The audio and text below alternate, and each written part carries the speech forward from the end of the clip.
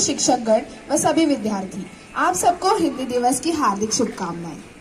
इतनी कृपा मेरे ईश्वर मुझ पर बनाए रखना, जो मार्ग सच हो उसी पर चलाए रखना।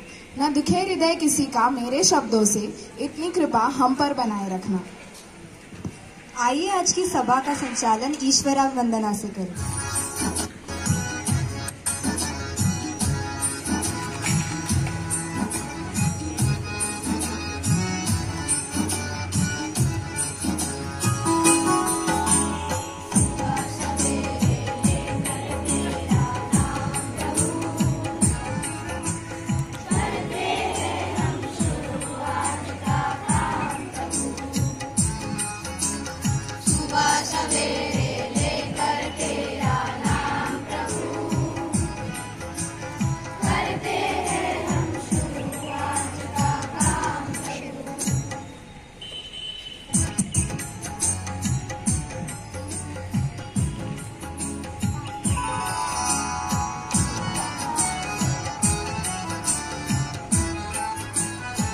नृत्य प्रस्तुत करने जा रहे हैं कक्षा 6वीं तथा 8वीं के विद्यार्थी।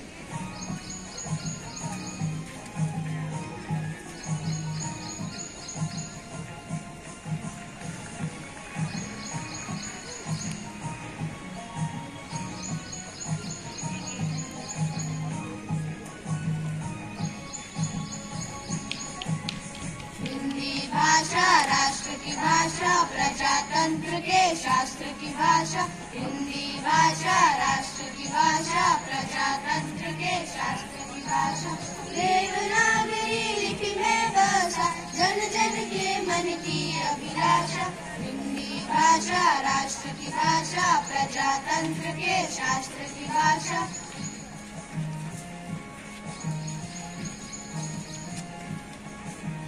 भारत की सारी भाषाएं इस भाषा की बहनें हैं।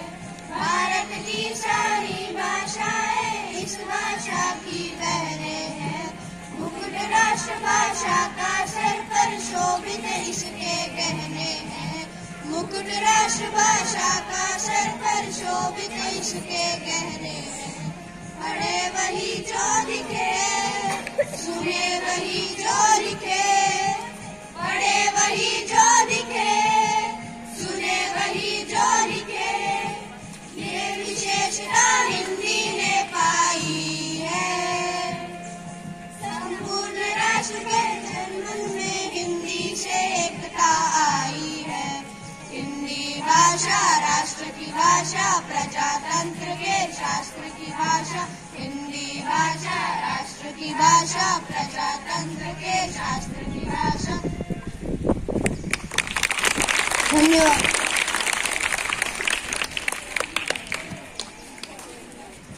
धन्यवाद। अब अपनी हास्य कविता लेकर सबको हंसाने आप सबके समक्ष आ रहे हैं कक्षा 4वीं से उदय।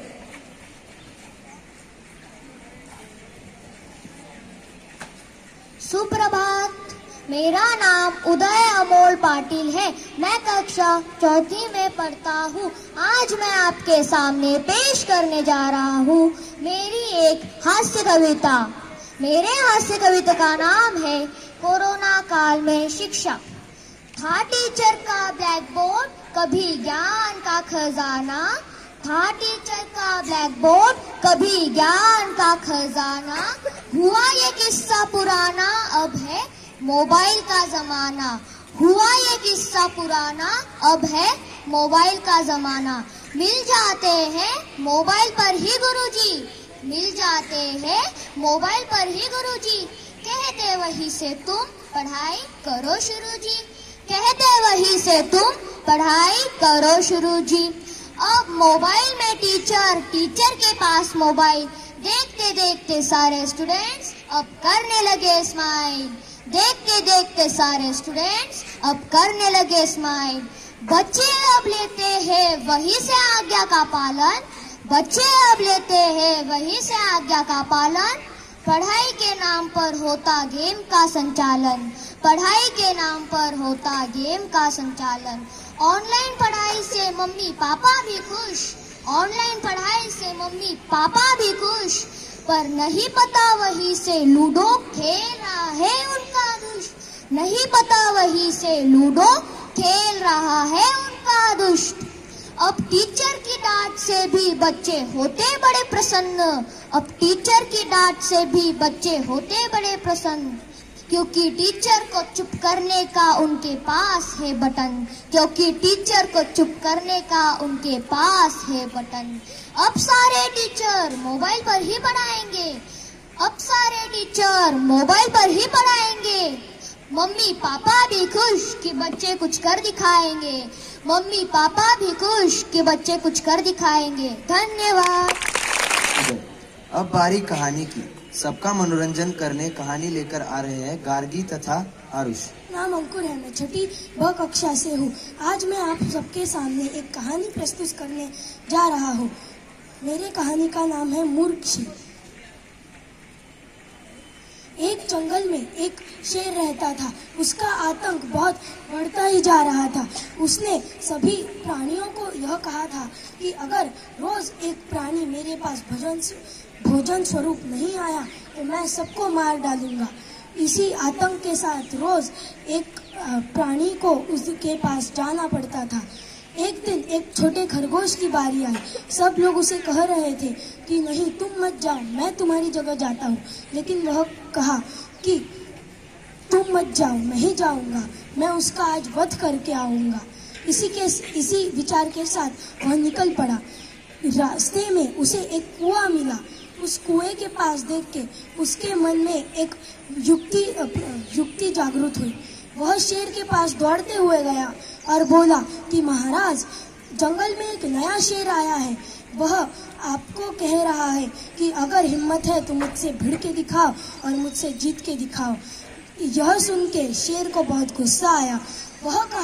उसने कहा कि कौन है वो जिसने मेरे से टक्कराने की कोशिश की।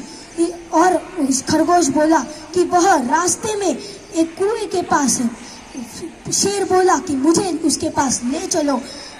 खरगोश और शेर निकल पड़े और फिर खरगोश ने दिखाया कि इसी कुएं में वह शेर छुपा है।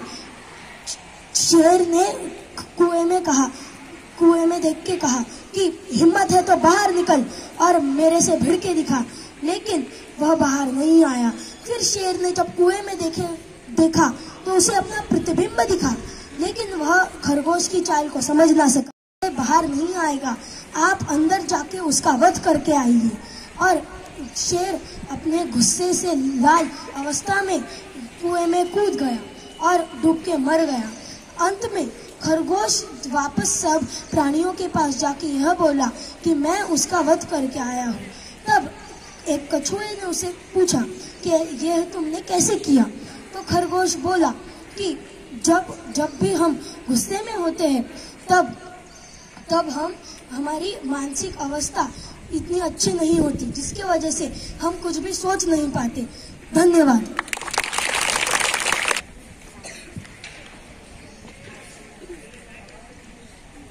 धन्यवाद।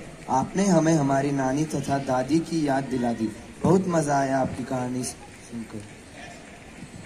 सुप्रभात। मैं माननीय प्रधानाचार्य महोदया से अनुरोध करती हूँ कि कृपया करके दीप प्रज्वलन करें। आओ चलते हैं सब एक साथ का। शुभम करोति कल्याणम आरोग्यम धन संपदा शत्रु बुद्धि विनाशाय दीपे ज्योति नमस्तुते। दीपो ज्योति ब्रह्मम दीपो ज्योति जनार्दना। अर्थात हमने जो दीपक जलाया है उससे हमारा शुभ हो, कल्याण हो, हम सब स्वस्थ रहें, रोगों का नाश हो, हमारी धन संपदा में वृद्धि हो, सबको सब बुद्धि मिले। प्रब्रह्म स्वरूप यह दीपक हमारे पाप का नाश करे और सब मंगलमय हो।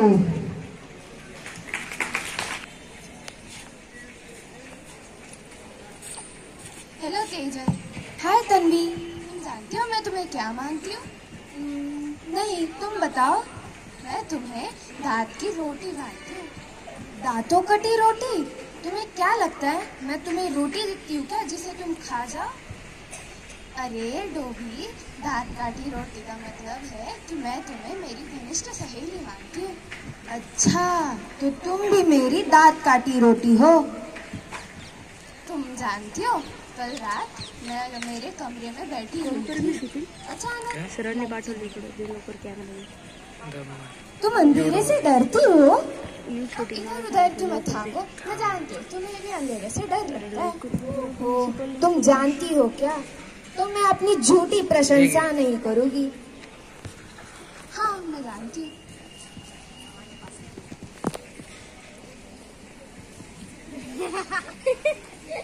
तुम अच्छा मुझे ये बताओ, अगर मैं परियों के देश की रानी बन जाऊँ तो कितना मजा आएगा ना? खाली पुलाव मत पकाओ तन्वी, ऐसा कुछ नहीं होता। मैं कल्पनाओं में यूं ही बह जाती हूँ, मजा आता है। अच्छा, तुमने खाना खाया? नहीं, मैंने अपने हाथों से कुलचे बनाए थे।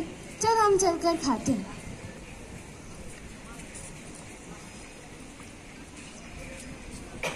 मैं आशा करती हूँ कि तुमने अच्छा खाना पकाया हो। तुम बस उम्मीद मत रखो, मैंने सच में अच्छा खाना बनाया।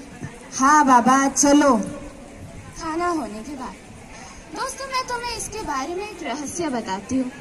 तुम मेरे बारे में और इनको बताओगी? जी हाँ, मैं तुम्हारे बारे में और इनको बताऊंगी। दोस्तों, इससे पहले कि ये मेरे गड़े मुर्दे उखाड़े, मैं अपना नाटक यही खत्म करती हूँ। धन्यवाद। 10वीं के विद्यार्थी आपके समक्ष दोहे प्रस्तुत कर रहे हैं। निंदक नेड़ा राखिए, आंगनी कुटी बधाई, बिन साबन पानी बिना निर्मल करे सुभाई। अर्थात जो व्यक्ति हमारी निंदा करता है, हमें उससे दूर भागना नहीं चाहिए, बल्कि उससे हमारी बुराइयों और गलतियों की सीख लेकर उन्हें दोबारा दोहराने से बचना चाहिए। इस तरह हम बिन साबुन और पानी के भी खुद को निर्मल बना सकते हैं। धन्यवाद। ऐसी पानी बोलिए, मन का आपा खोई, अपना तन शीतल करे औरन को सुख होई। अर्थात हमें ऐसी मीठी वाणी बोलनी चाहिए जिससे अहंकार और घमंड नष्ट हो और सुनने वाले को बहुत अच्छा लगे। धन्यवाद।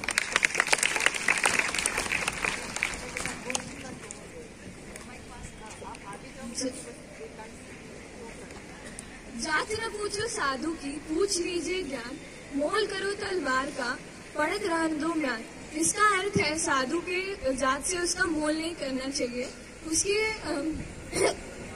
ज्ञान से उसका मोल करना चाहिए। और जैसे तलवार का मोल नहीं होता, तलवार का मोल होता है और ज्ञान का मोल नहीं होता। धन्यवाद।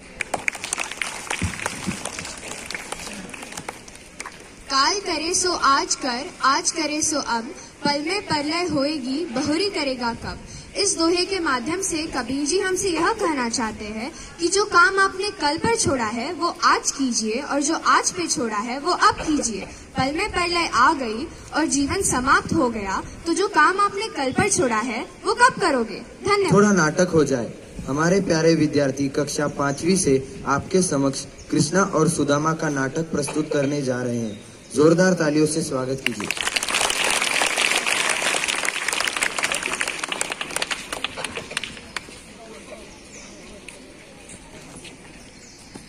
मित्रता का बंधन और बंधनों से बिल्कुल अलग है, क्योंकि मित्र हम स्वयं चुनते हैं।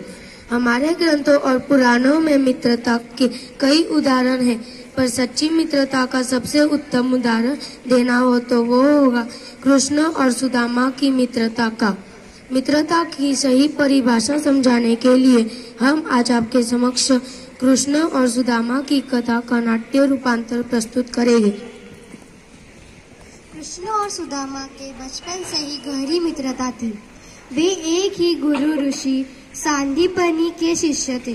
कृष्ण आगे चलकर द्वारका के राजा बने, पर सुदामा का जीवन गरीब में ही बीता।